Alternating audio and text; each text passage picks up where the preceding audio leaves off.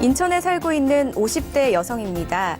제가 지금 인천에 2주택을 보유하고 있어서 세금에 대한 걱정이 좀 많습니다. 다주택자의 절세 방법은 어떤 것들이 있는지 궁금하고 앞으로 부동산 재테크는 어떻게 하면 좋을지 구체적인 방법이 궁금합니다. 라고 남겨주셨습니다. 네, 일단 너무 부럽습니다. 이미 2주택을 보유하고 계신 분 상황부터 한번 정리해 보도록 하죠. 네. 자, 이분의 사례 한번 일단 정리 좀 들어가면, 자, 일단 인천에 거주하시고, 50대 후반, 여성분이신데, 인천 지역에 이미 주택 두 채를 좀 보유하고 계십니다. 아무래도 두 채이기 때문에 다주택자의 여러 가지 걱정, 특히나 요즘 세금에 대한 여러 가지 세금 폭탄 이런 부분들이 좀 많이 걱정이 되시는 것 같아요. 그러다 보니까 세금 절세, 그러면서 또 향후 부동산 투자를 또 하고 싶은데, 과연 이런 또 세금에 대한 걱정도 들어가다 보니까 어떻게 하면 좋은지 그런 또 포트폴리오 준비를 좀 걱정을 하시는데 예산 지금 한 3억 원 정도 가지고 이제 준비를 하시는 분이라 자, 이분 같은 경우에도 솔루션이 있습니다. 자, 솔루션 제시해 드리도록 하겠습니다. 네, 맞습니다. 일단 2주택이 있는 부분은 굉장히 좋은 부분이지만 그로 인한 걱정이 또 굉장히 또 파생되기 마련이죠. 세금에 관련 고민 있으실 텐데요. 어떻게 솔루션 내려볼 수 있을지 바로 만나보도록 하겠습니다. 네. 최근에 주택에 대한 규제, 특히나 정부에서 규제 정책을 하는 것은 주택 전체 그 세 가지 상품 중에 주택 시장에 대한 규제가 일단 많습니다. 그 이유는 국가는 결국은 국민들한테 해줄 수 있는 이 주택에 대한 여러 가지 주거 안정을 확보해야 된다라는 취지가 있기 때문에 주택 규제 정책인데 자, 저희는 이게 이제 재테크, 특히나 투자에 대한 컨셉으로 바라보셔야 되기 때문에 자, 우리 기본적으로 계란은 한 바구니에 담지 마라라는 이런 기준도 있습니다만 자, 기본적으로 지금 걱정하시는 게 딱 돈은 벌어야 되겠고 그런데 세금에 대한 또 규제가 바뀌면서 폭탄이 나도 해당이 될까 이런 걱정하시는 분. 자, 그런데 지금 상품이 지금 현재 기준으로 2주택 정도라 그러면 크게 걱정하실 내용도 아니고요. 두 번째는 이게 지금 인천 지역에 들어가 있기 때문에 이것도 큰 걱정이 없습니다.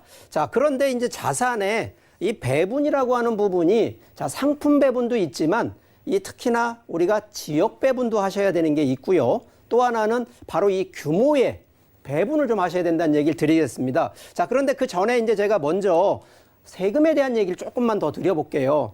자, 기본적으로 요번에 법이 이제 바뀌면서 자, 다주택자, 특히나 1주택자들이 비과세가 되면서 혜택을 받는 기준을 대비했을 때에는 상당히 1주택자들한테 혜택을 많이 주게 돼 있다는 거거든요.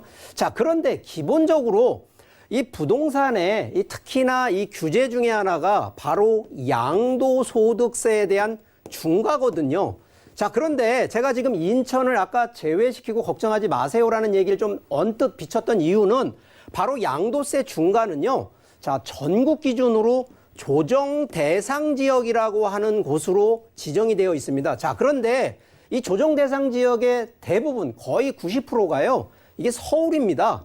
자, 그러면 인천 같은 경우에는 없다는 얘기거든요. 그리고 경기권 기준으로 보면 한 7개 곳이 있는데 지금 인천 지역이 아니기 때문에 지금 양도소득에 대한 중과세 걱정하지 않으셔도 된다는 얘기를 드립니다. 자, 그런데 기본적으로 중과가 되는 배경을 보게 되면 자, 조정지역 내에 2주택과 3주택일 때 2주택은 10%가 중과되고요. 3주택은 20%가 중과되니까 기본적으로 내가 차익을 벌은 거에 10%, 20%를 더 세금을 거치니까 당연히 수익이 안 나겠죠. 그래서 지금 걱정하시는 거는 굳이 지금 세금에 대한 폭탄 이런 걱정은 하지 마시고요. 자, 그렇다 그러면 지금 인천 지역에 2개 있는 주택을 빼더라도 어디로 가셔야 되냐? 결국은 조정 대상 지역 내로 들어가셔야 된다는 얘기를 좀 드리고요.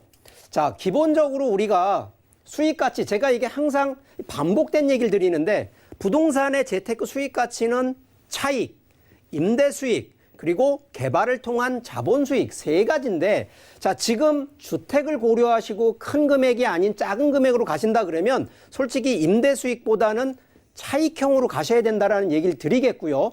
두 번째는 지역을 선택을 할 때 지금 갖고 계신 게 지금 인천 쪽에 지금 몰려 있습니다. 자, 한 지역에 너무 몰릴 필요는 없는데 예를 들어서 몰린다 그러면 수익 가치가 차익형이 많이 상승되는 곳에 몰리면 좋은데 지금 그렇지가 않습니다. 자, 그렇다 그러면 결국은 서울권으로 진입을 하셔야 되는데, 자, 서울권에서 소액 가지고 들어갈 수 있는 곳, 기본적인 상식적인 얘기 좀 드리겠습니다. 자, 여기도요. 첫 번째는 인구가 많은 곳.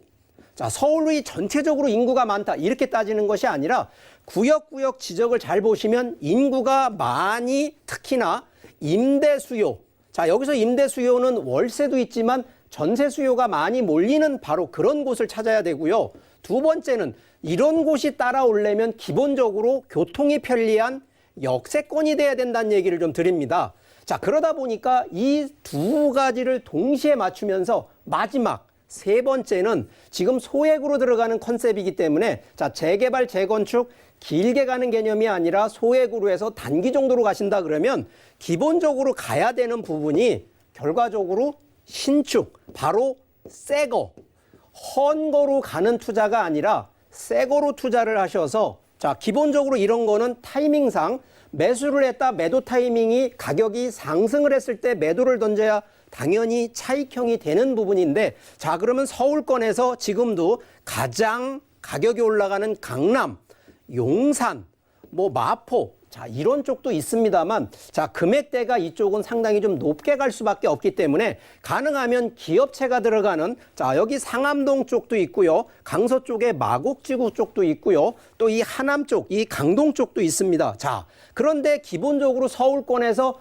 교통 역세권이 들어가는 컨셉으로 가셔야 되고 소액 기준으로 가셔야 되기 때문에 제가 볼 때는 이 세 가지 지역 쪽에 이 세 가지, 지금 인구 수요, 역세권, 신축이라는 요 세 가지 요소를 맞춘 쪽의 솔루션을 제안드리니까, 자, 이 점 한번 또 명심하시고 한번 슬기롭게 한번 노려보시면 좋겠다라는 제안 드리도록 하겠습니다.